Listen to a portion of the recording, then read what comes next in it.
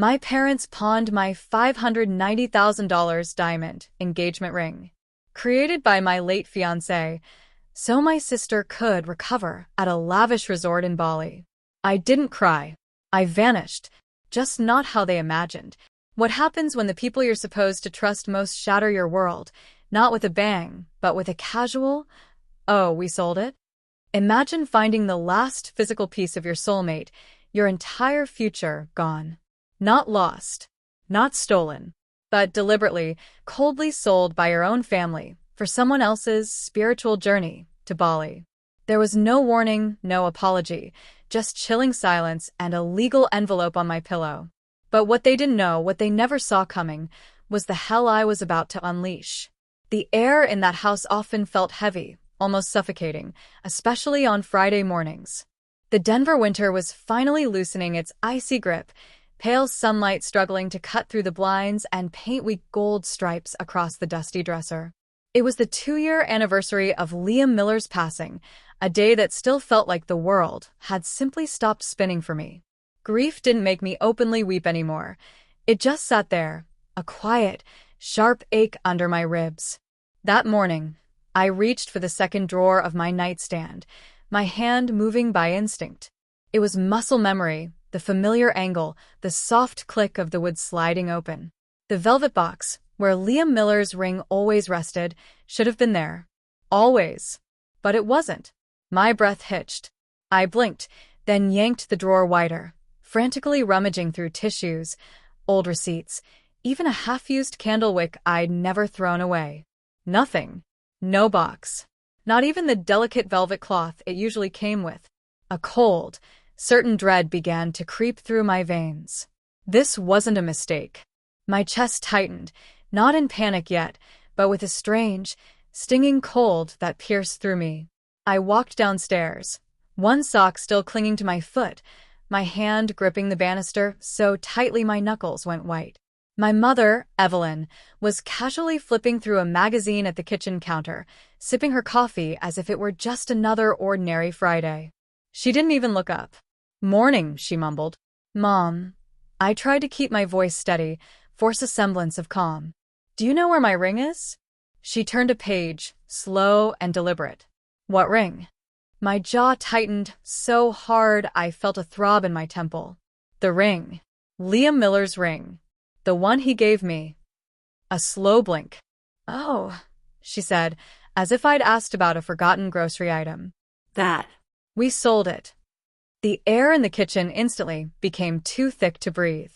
"You, what?" She stirred her coffee, her gaze drifting to the window. "Chloe needed help for her Bali retreat. Spiritual stuff.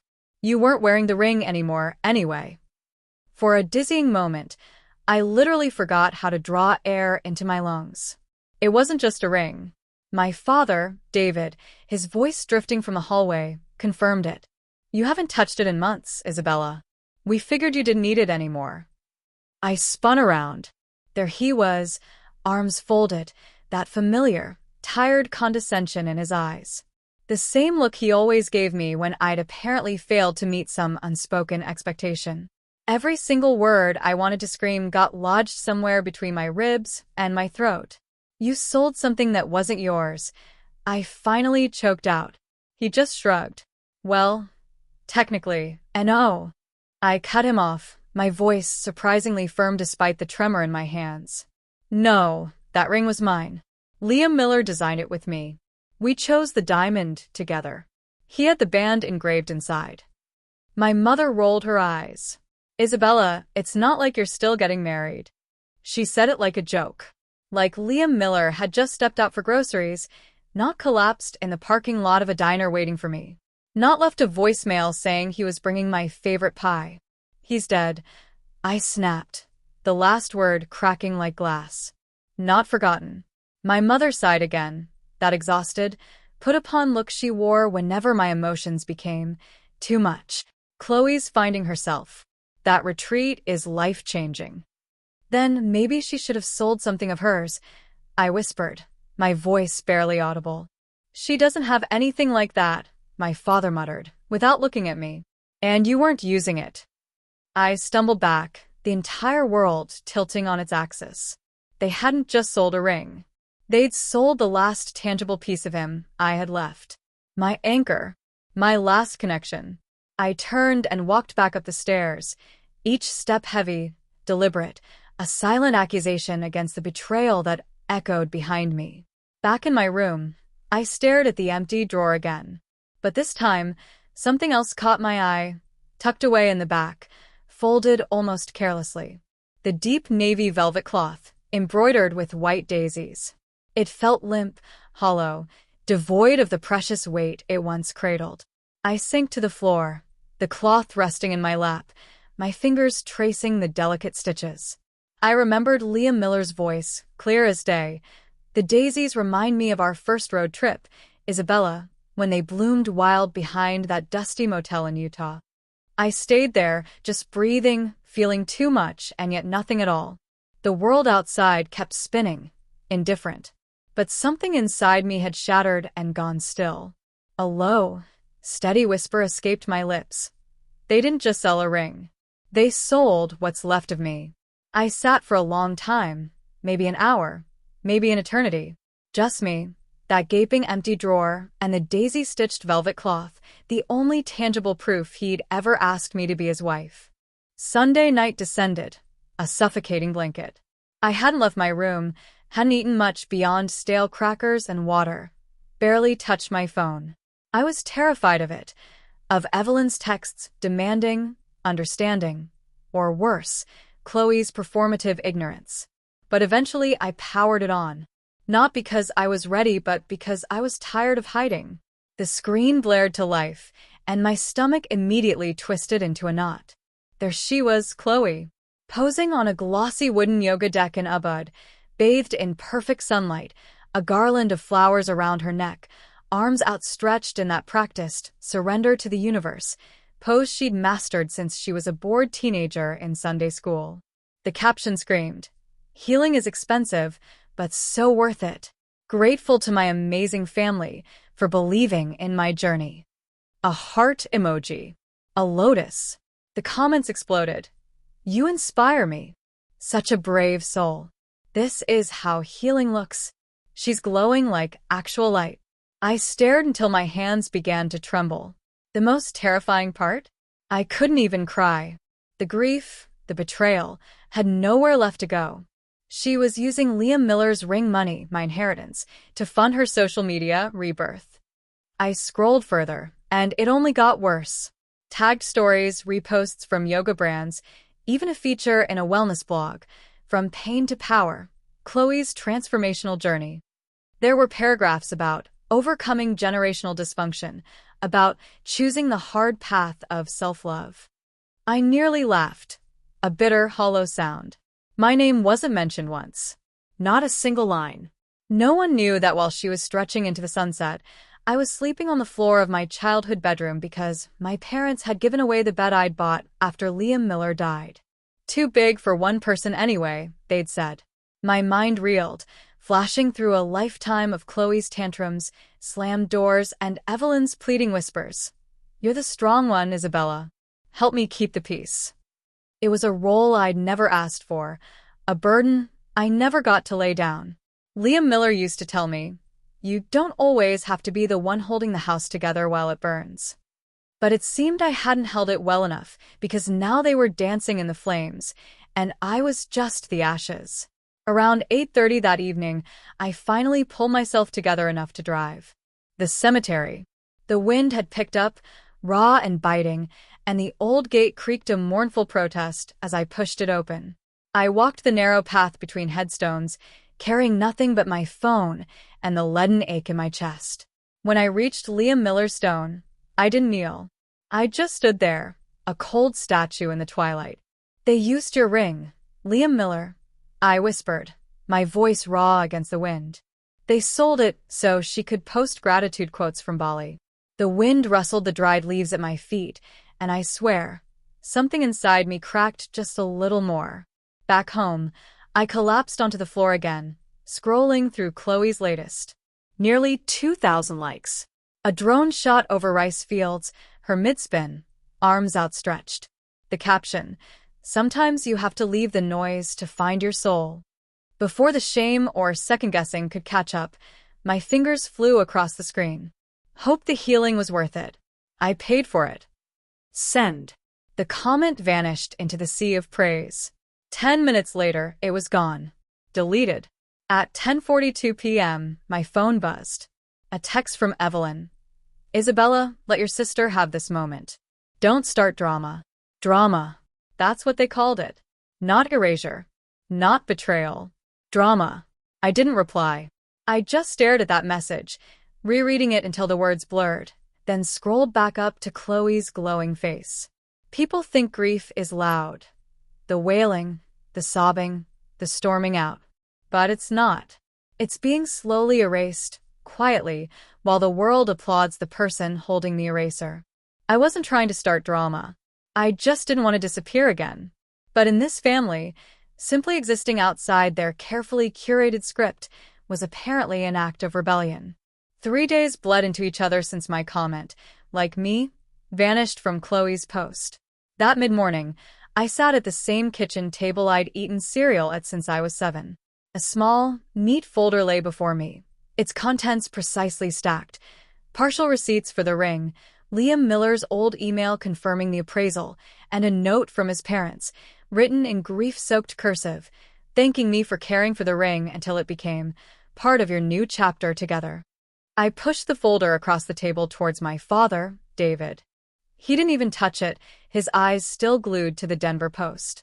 You keep going like this, Isabella, he said, his voice flat. And you'll ruin your own peace. We can't undo what's done. I watched him stir his coffee, as if the swirling liquid was the only thing that truly mattered. But you can at least acknowledge what it was, I said, fighting to keep my voice from shaking. He sighed, folded the paper with a snap, and finally looked at me. Isabella, you've been living here rent-free for 2 years. We've given you more than enough. It's just a ring. Then he slid something else across the table. A thin, white envelope, embossed with a gold letterhead. The moment I saw the law firm's name, my stomach flipped. I opened it slowly. Inside, a formal note. This correspondence confirms that all contents within the property at our address fall under the legal ownership of Evelyn and David Blaze. I stopped reading. They didn't just want the ring. They wanted me to know that nothing here, absolutely nothing, belonged to me. Later that day, the sky hung heavy and gray, the kind of oppressive color that makes your bones ache. I drifted into the garage, pulled by some unconscious need for air that hadn't passed through their mouths. I sat on a crate labeled Isabella College, brushing off a film of dust. Inside were old yearbooks, a forgotten guitar strap, and beneath it all, a small, sealed envelope. My name, in Liam Miller's careful, unmistakable handwriting. I'd never opened it. My hands trembled slightly as I broke the seal. Inside was just a sticky note, faded but intact. Don't let them take your voice or your worth. I didn't move for a long time. It wasn't just a note. It was a gut punch from someone who always saw me, even when I didn't know I was vanishing. I slipped it into my wallet, folded it behind my driver's license, behind the version of me the world could see. That night, dinner was a predictable tableau of meatloaf, green beans, and erasure, served hot. Midway through the meal, Evelyn raised her glass. Here's to Chloe. Her growth, her healing, her courage. What a transformation. I sat perfectly still. No one looked my way, not even a passing glance to check if the other daughter was breathing. I lifted my glass halfway, then slowly lowered it and stood. I'll be upstairs, I said, my voice flat. My father muttered, just loud enough for me to hear. That girl needs perspective. I didn't answer. I walked to my room and pulled out a dusty plastic storage bin from under the bed. Bills, receipts, copies of insurance forms, email printouts, statements from my joint account with Liam Miller, things I hadn't looked at in a year. I didn't know what I was looking for, but I knew I needed something that wasn't theirs. Something that reminded me I used to have a life, a love, a voice. The scanner hummed quietly as I fed in page after page. I created folders. I labeled timelines. Somewhere along the way, the tears stopped. The desperate plea for acknowledgement faded. Something inside shifted, from wanting to be heard to an iron refusal to be silenced. They'd taken the ring, but they hadn't taken the truth. Not yet. I didn't know what I was building, but I knew, with every fiber of my being, that I needed something that was definitively mine. By Thursday night, the stack of documents on my desk had doubled: receipts, bank transfers, insurance forms. Each one meticulously scanned, labeled, and filed into a folder aptly named Truth. There was no grand strategy, no legal motion drafted, just me, pulling thread after thread, desperately trying to weave them into something solid before someone else could yank them away. Rain tapped softly against the windows, a steady rhythm that blurred the outside world, perfectly mirroring the chaos inside me. I was highlighting a paragraph in Liam Miller's old email when my hand brushed the trackpad. An ancient browser tab popped open, one I must have bookmarked a year ago. A podcast. Autoplay kicked in, and then I heard her voice. Healing begins when we decide to release the roles other people force us into. Chloe. I froze. My hand hovered midair, caught between slamming the laptop shut and a desperate, morbid need to hear every single word. The host chirped, "That's so powerful, Chloe. Can you give us an example of that release?" A pause, a distinct sip. Then, I had to separate myself from the grief in our family. Some people, they cling to pain like it's a personality. Every muscle in my body locked. I couldn't even blink. She was talking about me. I kept listening. I walked away. It cost me so much, but I chose joy. I gave up everything, even objects tied to trauma. You can't move forward while dragging symbols of emotional debt. I mean rings. They're just objects soaked in pain. I don't remember hitting pause. I just remember staring at the screen, my reflection staring back from the dark monitor like a stranger. 50,000 listens. 50,000 people had heard my story, twisted beyond recognition, sold back to them as her brand. She'd turned Liam Miller's ring into a metaphor for toxicity. My grief, our love, reduced to cheap clickbait. I didn't scream. I didn't throw the laptop across the room. I just sat there. My fingers hovered, then moved, slow and deliberate. I downloaded the episode, saved it into the Truth folder. Then I opened a new document, titling it Timeline of Misuse. That night, the file grew steadily, my own ragged breath the only sound in the room, apart from the soft rain and the crushing weight of betrayal. Around 10, I grabbed my coat and keys, slipping out silently. I didn't tell anyone. I just needed to scan a few more things, mostly Liam Miller's letters. The local coffee shop had a scanner for late-nighters. I drove in silence, the windshield wipers setting a slow, hypnotic rhythm. The barista, thankfully, didn't ask questions. I ordered a black tea and found a corner. One by one, I fed his letters into the machine, his handwriting growing shakier in the later ones. Each scan made the truth heavier, not lighter. I love how you see people, one line read, even when they've forgotten how to see you. I pressed my hand over that page, a silent vow. I didn't want revenge. I just refused to be rewritten. By the time I returned home, it was close to midnight. I changed into an old sweatshirt, pulled my hair into a messy knot, and sat cross-legged on the floor by my desk. In the drawer beside me, still folded carefully after all these years, clean and soft, was that velvet cloth. The one with the white daisies embroidered in its corners. The one that once held the ring. I took the USB drive with the podcast episode and wrapped it gently in the cloth. Some things you wrap not to protect but to remember. I placed it carefully in my purse, zipped it shut, letting it sit there like a silent anchor. I wasn't ready to confront them. Not yet. But something fundamental had shifted inside me. I wasn't breaking anymore. I was collecting. It wasn't about proving them wrong. It was about finally, irrevocably, remembering I'd been right all along. Friday evening draped itself over the house like a sodden, unwanted coat. Outside, the gray light hadn't shifted in hours. Inside, silence pressed in from every wall. My parents, Evelyn and David, were out for dinner, leaving behind the faint trace of Evelyn's lavender perfume and a Tupperware of untouched meatloaf. I stayed upstairs, my door ajar, my laptop dark. My body ached from sitting, but I couldn't bring myself to lie down. I needed something, anything, to remind me this house hadn't always felt like a cage. So I dug. In the back of my closet, an old, brittle plastic bin, the kind that cracked if you looked at it wrong. It held the relics of a girl I barely recognized, sharp-labeled CDs, elementary school birthday cards, faded Polaroids of scraped knees and missing baby teeth, and a stack of mini DV tapes. I hadn't seen them in years. I plugged the camcorder into the wall, rummaged through the tape drawer, and pulled one marked, Isabella, 6th B-Day. The screen flickered to life. Static buzzed, then muted, jittery color. There I was, a little girl in a yellow sundress, beaming beside a chocolate-frosted cake with 6 candles. I remembered that dress. I'd begged Evelyn for it, convinced it made me feel like sunshine. Then, Chloe appeared on screen, 8 years old and already taller. Without a word, she grabbed my head and shoved my face into the cake. I flinched, both my past self on the tape and my current self on the floor. The camera shook with laughter, Evelyn's and David's voices joining in. Chloe. Oh my God. Evelyn gasped, more amusement than reprimand. My little self wiped frosting from my eyelashes, looking around, a desperate plea in her eyes. No one moved. The clip ended.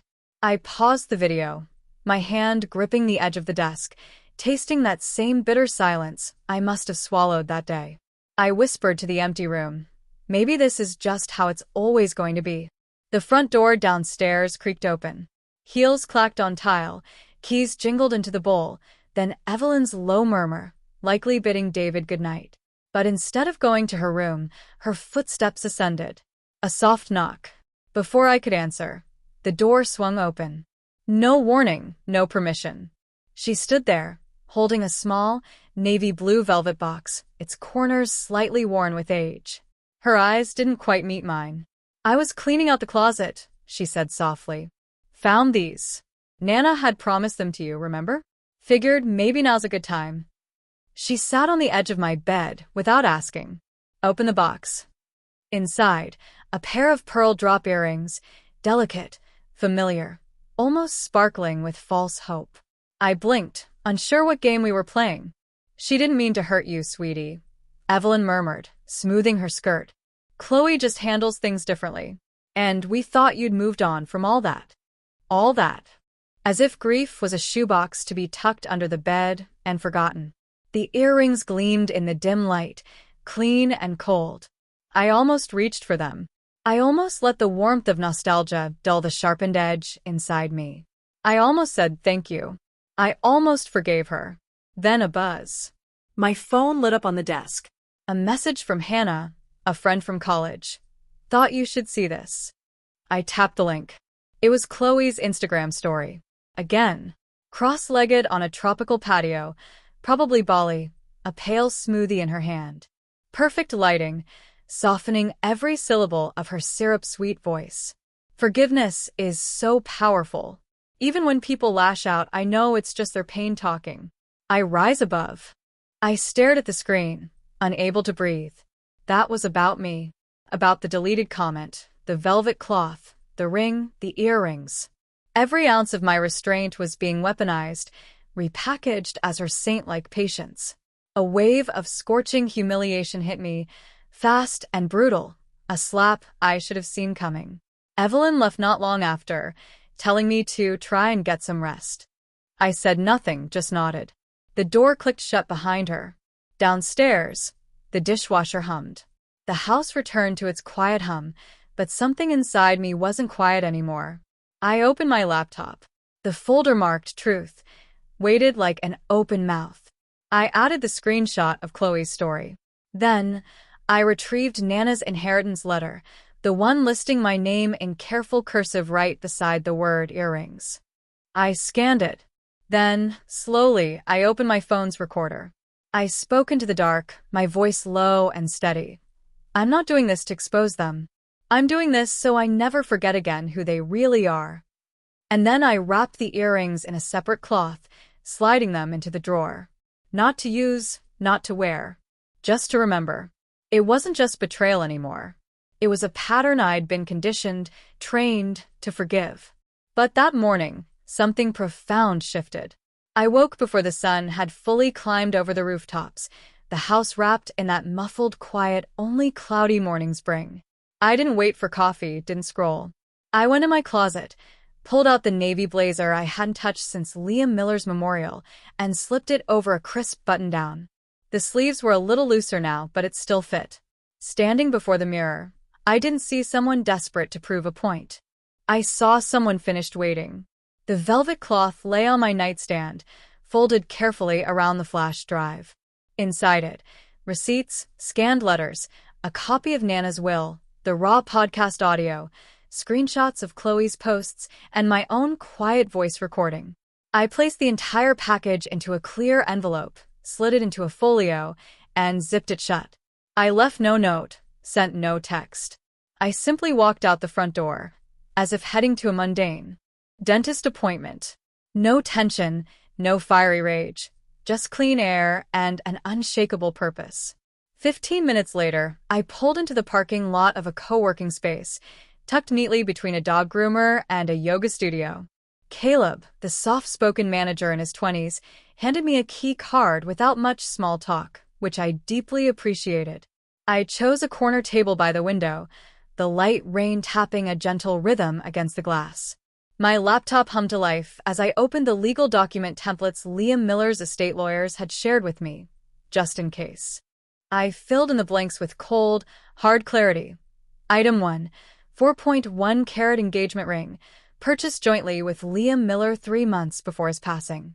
Statement: property held in trust until marriage.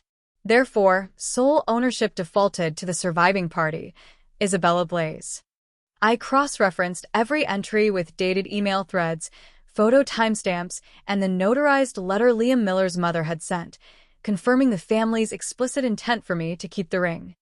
Added a detailed affidavit describing the events around the sale and the profound psychological harm caused. At precisely 10:42 a.m., I clicked send. The documents flew to Fisher and LSLP, the firm that had handled Liam Miller's affairs, addressed directly to Samantha Mira, a partner I remembered for her matter-of-fact warmth. Then I sat back. Not triumphant. Not vengeful. Just still. No tears, no shaking. I closed my laptop, leaned into the chair, and let the rain outside blur the edges of the moment. Across from me, a ceramic cup of untouched coffee. I finally lifted it to my lips. It was cold, but it was mine. Later that afternoon, I remained at the co-working space. The team next door was rehearsing for a non-profit event, their laughter occasionally seeping through the walls. One stepped out, smiled at me, and I nodded back. I opened another folder on my laptop. This one had nothing to do with my family, at least not directly.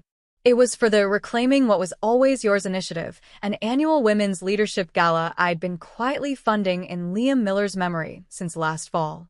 He'd always believed legacy didn't need a name, just a ripple, a light switched on for someone else in the dark. The event was scheduled for next week at the Meadowbrook Center, an upscale venue just outside the city. The floral arrangements, speaker stipends, even the custom signage, all paid for under a discreet foundation I'd created. I double-checked the PowerPoint slides. One photo stood out. Liam Miller and I, years ago, volunteering at a career panel for single mothers. I remember how he'd stayed an hour late just to help one woman perfect her resume. That slide would close the night. Above it, in small print, in honor of those who give quietly. I sent the final slide deck to the event coordinator.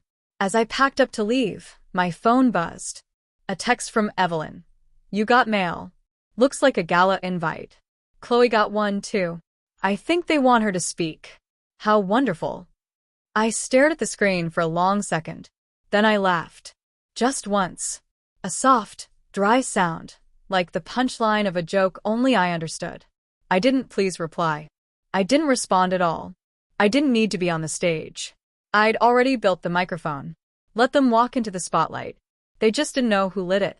I arrived at the Meadowbrook Center just before sunset.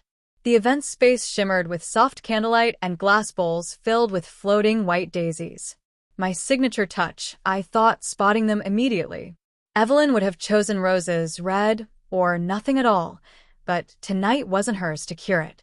I checked in quietly at the front desk. No name tag, no fuss.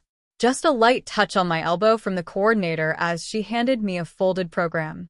She didn't recognize me. Perfect. Across the room, Chloe glided through the main doors in a custom-looking white gown, her hair pinned in deliberate, perfect waves. Evelyn walked beside her, arm in arm, whispering praise like a proud stage mother coaching a pageant queen. "You deserve this, darling," she purred, just loud enough for anyone near the champagne table to overhear. I stood alone in a corner for a while, not hidden, just utterly unbothered. My simple black dress had no sparkle, no statement. Just presence. My clutch was tucked close to my ribs, the velvet cloth, neatly folded, pressing against the sealed envelope I hadn't let out of my sight all week. The music softened, the room hushed. The host stepped onto the stage, a few polite claps echoing. Dinner plates were cleared, wine refilled. The tempo of the evening had begun. Then, the surprise guest speaker was announced. Chloe took the microphone with practiced poise. Even her footsteps sounded rehearsed. I could almost hear Evelyn inhale sharply, like a proud director behind the curtain. "Grief," Chloe began, her voice smooth and resonant, "is a journey, but some people wear it like a badge they refuse to take off." My fingers clenched around the edges of my clutch. She continued, "Tonight, I want to talk about letting go, about choosing not to be defined by what hurt you, but by what you did with the pain." She never once said my name, but I was in every sentence, a living shadow standing behind her words. "I had to release things that tied me to darkness," she said, a soft, manufactured smile playing on her lips. "Objects, expectations, even family wounds. I chose light." The audience nodded, a few murmuring as if at a sermon. Slowly, deliberately, I moved toward the event coordinator at the edge of the room. Her headset was perched over one ear, her eyes on the screen cues. "Excuse me," I said quietly, offering the sealed envelope. "This is a featured donor message. It needs to be played now, before the final speaker." She blinked, uncertain. I wasn't told. It was requested ahead," I stated, my voice calm. "Check the card inside." She opened it, read a few lines. Her brow furrowed, then slowly lifted. "Yes." "Okay, I'll cue it up." I returned to my corner. Chloe was still on stage, thanking the organizers, the city, the brave women here tonight who've overcome so much. The applause began before she even finished, and then it stopped. The house lights dimmed slightly. The screen behind the stage flickered to black. White text faded in memory of Liam Miller Blaze. A profound hush fell over the room. The video opened on me, sitting in a quiet room, speaking directly into the lens. "My name is Isabella Blaze. I don't need recognition tonight. I already had what mattered, and I lost it." I watched from the back as heads turned, some recognizing me for the first time. 2 years ago, I buried my fiancé. We had picked out a ring together, a symbol of our future. It was taken. Sold. The money used for someone else's journey, without my knowledge. That ring didn't just represent a promise. It held grief, memory, love. The screen shifted to a photo. Liam Miller, smiling, me beside him, holding his hand. I funded this gala quietly, in his name. The theme, reclaiming what was always yours, wasn't just about leadership. It was about memory and truth. There was no anger in my voice, only crystalline clarity. Sometimes, I concluded, my face filling the final frame. The ones who suffer most are expected to stay silent so the loudest can heal. The screen faded to black. The room didn't exhale. It simply froze. Evelyn's hand flew to her mouth, as if she'd been physically slapped. Chloe, still standing near the stage, was frozen mid-pose, her carefully constructed smile crumbling. A photographer's flash went off, catching her face, twisted between confusion and naked fear. I didn't wait to hear what was said. As I walked towards the door, I heard whispers erupt behind me. She paid for this. That was her fiancé. I didn't look back, didn't pause for applause. I stepped into the cool night air, letting the chill remind me I wasn't invisible. I just wasn't theirs anymore. I didn't need applause. I needed them to hear the truth, in a room that couldn't look away. The next morning, my phone pulsed on the nightstand like a frantic heartbeat, warning me before I even opened my eyes. 38 unread messages, 12 missed calls, notifications piled high like digital ash from a fire I'd quietly lit. I opened Instagram. Chloe's face filled the first story tile, dramatically, artfully crying. I was ambushed, her voice cracked. Last night should have been a celebration of healing, not an attack. My sister took something beautiful and turned it into a vendetta. Another slide. She's weaponizing grief. Read a caption beneath a clip of her dabbing her eyes with a tissue, perfectly manicured fingers trembling. Another clip. Her face turned slightly away, as if unaware the camera was still rolling. I tried so hard to include her, but sometimes family can be your worst enemy. Comments flooded in. Wow, this is so sad. She needs to get help. Your sister sounds toxic. By the time I opened Twitter, 2 local blogs had already picked up her carefully crafted narrative. Resilience coach faces family sabotage at women's gala. It was so fast, so calculated. A text from Evelyn came through. You've broken this family apart. Are you happy now? Followed by a missed call from my father, David. No message, just a digital silence that screamed enough. I blocked them both. Then, a message from Caleb, the co-working space manager. He'd known Liam Miller, known me, long before I learned to swallow my voice. Don't let them own the final word. You've come too far to be pushed back into the dark. That was enough. I got out of bed. I pulled on jeans and a plain navy sweater. No makeup, no earrings.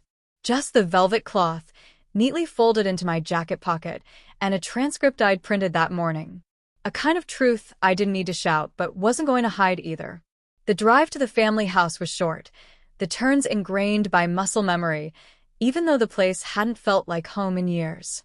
The front door was cracked open, as if it had been expecting me. Chloe was pacing in the living room, her hair in a frantic knot, phone clutched in one hand. Her voice came in strained rehearsals, practicing damage control out loud. Something about emotional abuse, something about her journey. She froze when she saw me. You shouldn't be here, she snapped, her voice tight, but her hands trembled. I won't be long, I said, stepping inside, my calm a stark contrast to her agitation. I walked to the coffee table and laid down the transcript. The paper, thin as it was, felt heavy. Her eyes darted to it. What's that? I didn't answer. Instead, I gently unfolded the velvet cloth. Empty now. Just a soft, square memory. I placed it beneath the transcript. It's your voice, I said. From the podcast. The one where you called me a grief addict. Chloe's face drained of all color. You don't understand how media works. I understand how truth works. She stared at me, lips slightly parted, but no sound came out. I stood there for another second, letting the profound silence settle. Then I turned. Evelyn stepped into the hallway just as I reached the door. Her eyes were wide, as if she'd just woken up to a reality she hadn't chosen. We're family, Isabella, she said, a faint tremor in her voice. Blood. I stopped, not out of hesitation, but out of absolute clarity. Blood means nothing without respect. I'm not here to belong anymore, I told her. I'm here to break the cycle. She didn't respond, just stood there, lost, as if she couldn't find her script. I walked past her without flinching, out into the cool air. The sky had started to clear slightly, just enough to let in a thin band of light. The kind of light you have to actively look for. I slipped the velvet cloth back into my pocket. It felt different now. Clean. Done. I didn't leave because I hated them. I left because I finally loved myself more.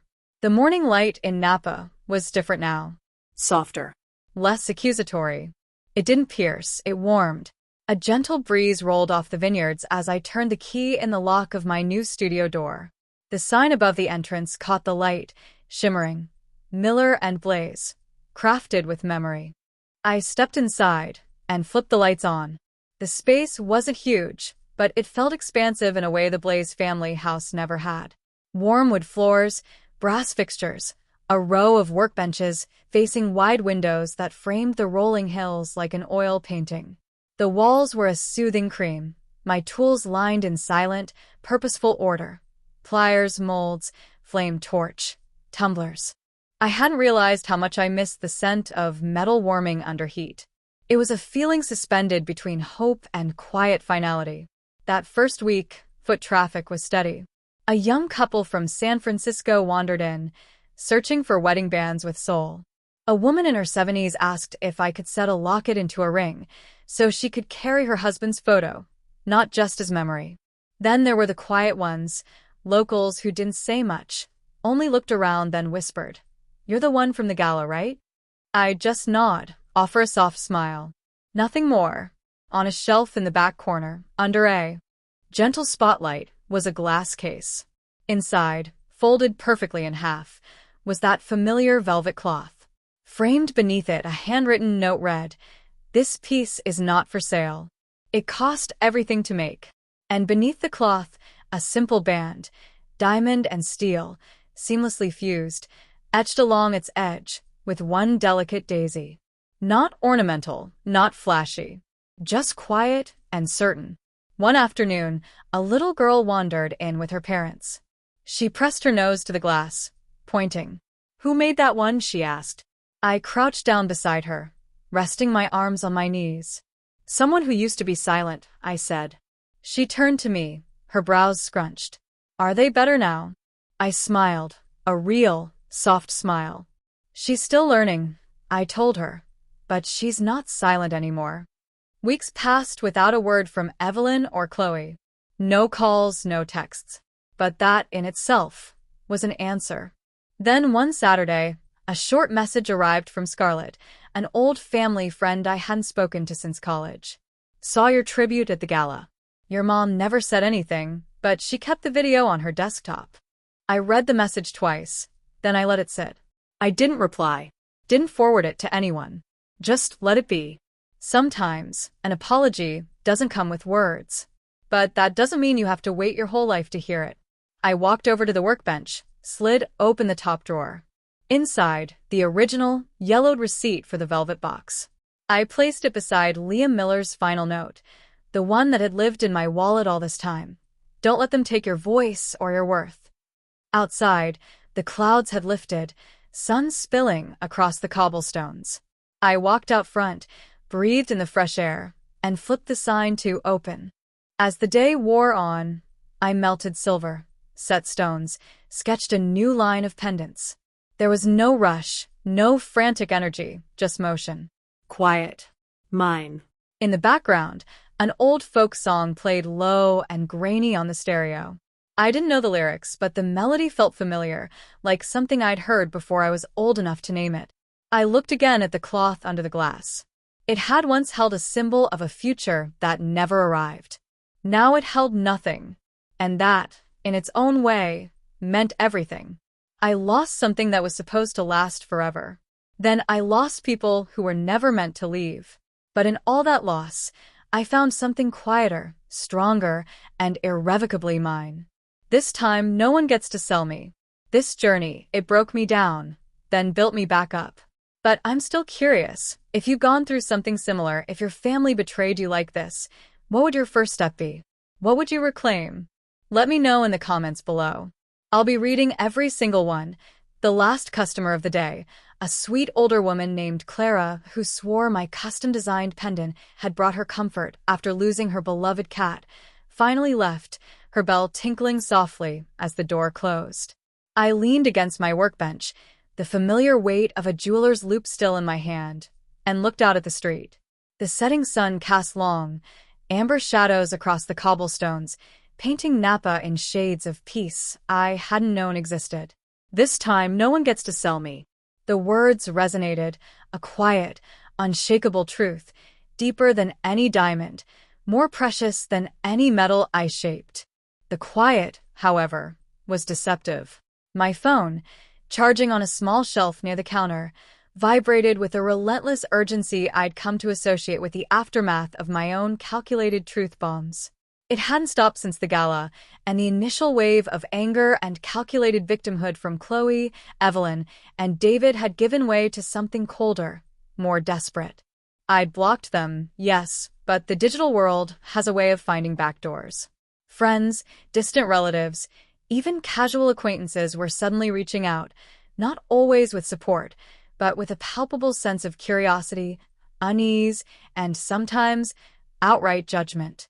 Chloe's ambush narrative had indeed taken hold in some circles. For a day or two, she dominated the wellness influencer space, portraying herself as the victim of a toxic family member's jealousy.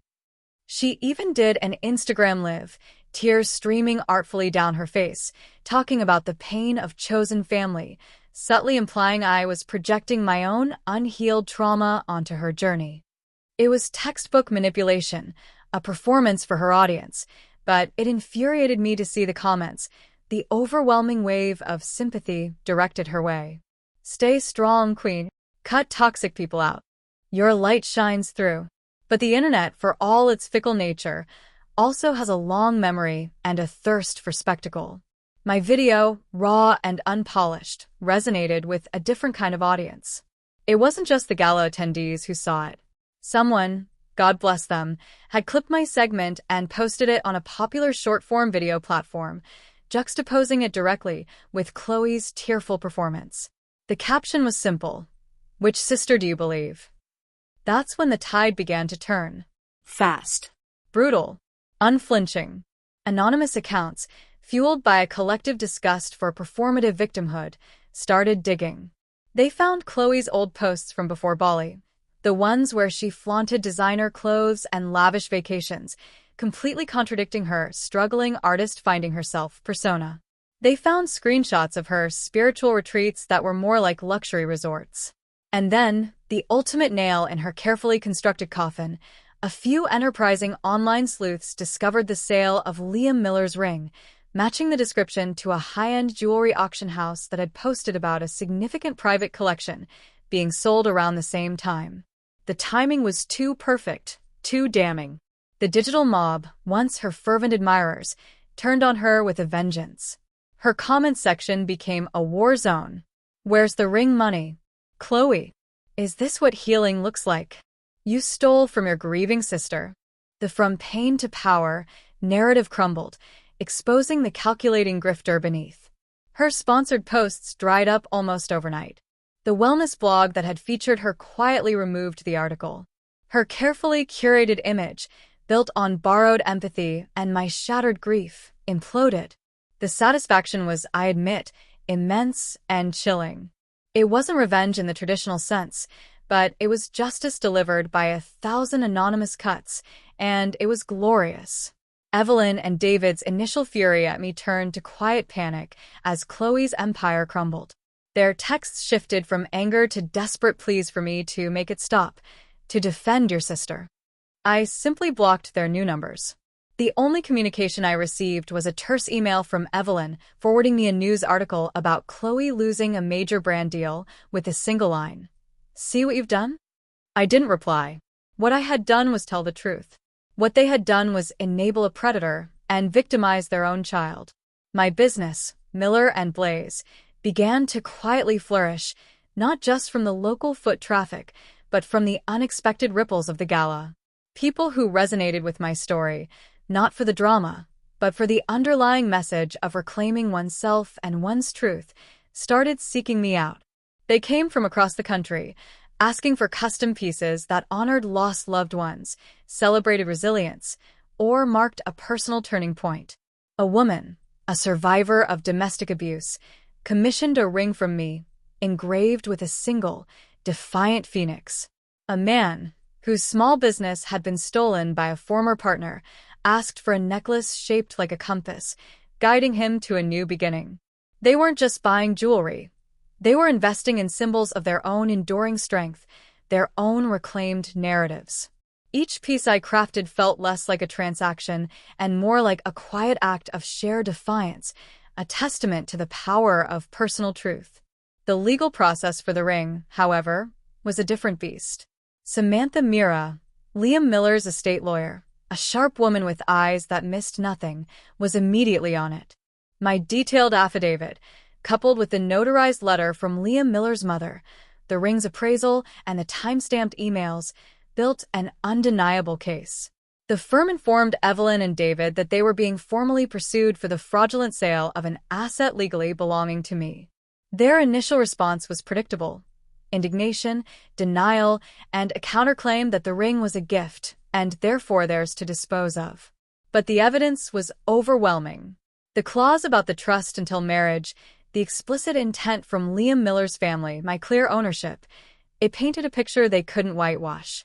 The legal letters started arriving at the family home, not just to me, but demanding their appearance in court. The quiet desperation in Evelyn's voice returned in the single voicemail she left me, bypassing my block from an unfamiliar number. "Isabella, please. We can't afford this. David is so stressed. Chloe is devastated. This is tearing us apart." She still didn't acknowledge my pain, my loss, their betrayal. She just wanted the inconvenient consequences to disappear. I didn't return the call. This wasn't about vengeance for me, but about justice. About establishing a boundary so clear and unyielding that they would never again dare to cross it. The gala's success and the unexpected viral spread of my story also opened doors for reclaiming what was always yours. Instead of just quietly funding it, I was asked to become a board member. My narrative, once dismissed as drama, was now seen as a powerful testament to the initiative's core mission. I channeled more resources into it, ensuring that other women who had their stories, their voices, their very selves erased had a platform, a means to rebuild. It became an extension of my studio, my way of turning personal pain into collective empowerment. A few months passed in this new rhythm. My studio became a haven. The work was fulfilling, the stories shared by my clients inspiring. I made new friends in Napa, people who knew Isabella, the jeweler, the quiet woman with a strong spirit, not Isabella, the sister who buried her fiancé and fought her family. There was a warmth here, a sense of belonging I hadn't felt in years. One crisp autumn afternoon, a few weeks before the court date for the ring's retrieval, I received a certified letter. Not from the lawyers, but from Liam Miller's parents. A handwritten note, heartfelt and sincere. They had seen my video, they said. They had always known my deep love for Liam Miller, and their hearts ached for what I had endured. They expressed their profound regret that they hadn't intervened sooner when they heard whispers of the ring being sold. They enclosed a check for the full appraised value of the ring, stating it was the least they could do to right a profound wrong, and that the legal action was right and just. It was an unexpected gesture of profound empathy, a small balm for an old wound. I didn't keep the money. Instead, I donated it to Reclaiming What Was Always Yours, specifically earmarked for a scholarship fund for women rebuilding their lives after financial or emotional exploitation. The day of the court hearing arrived.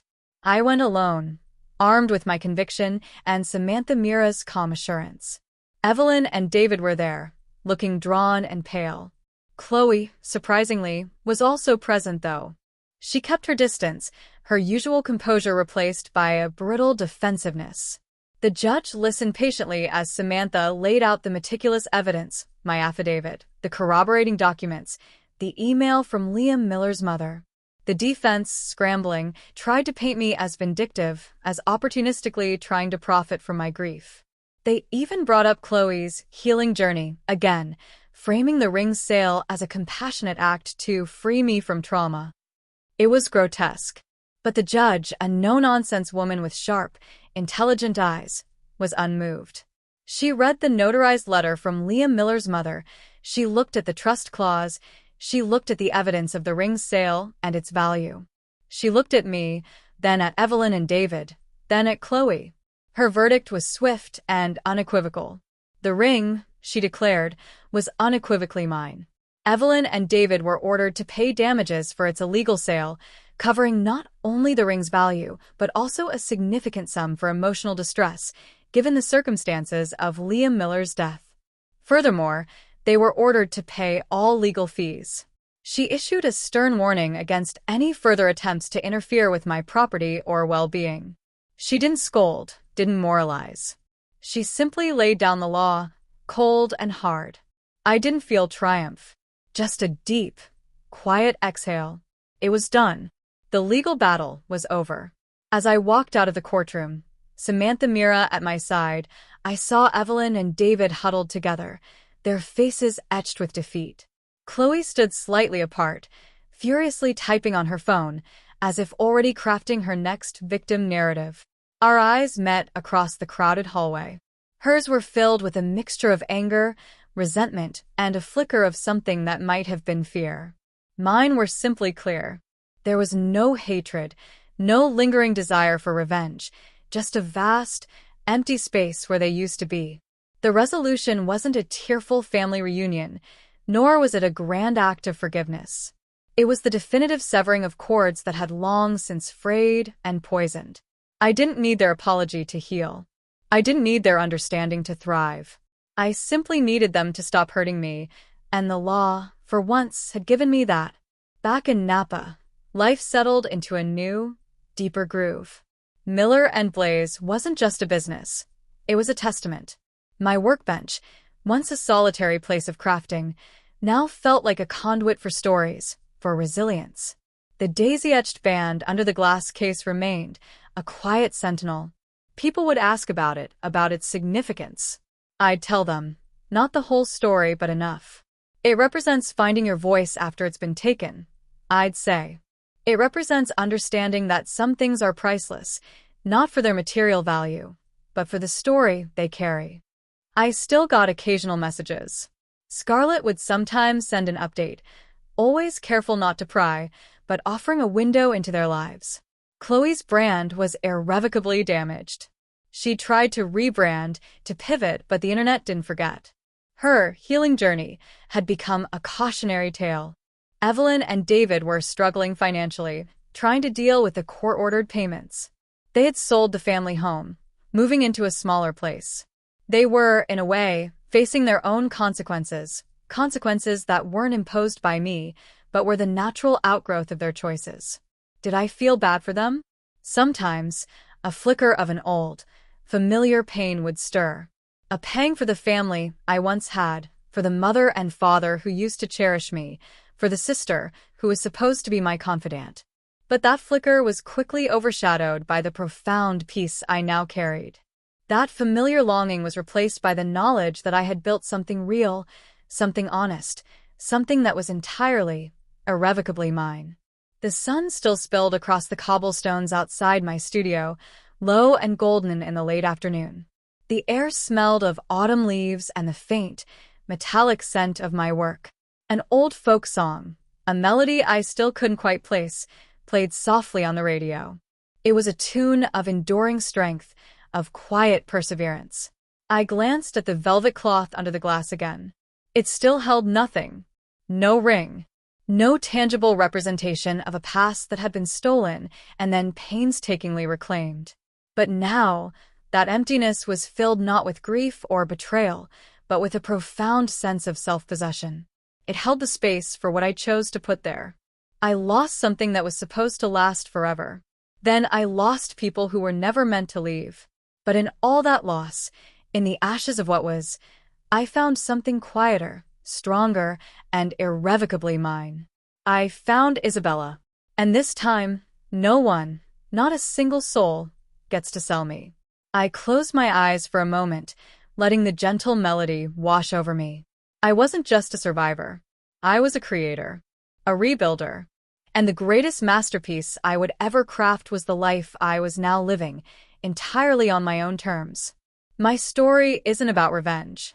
It's about finding your voice, even when everyone around you tries to silence it.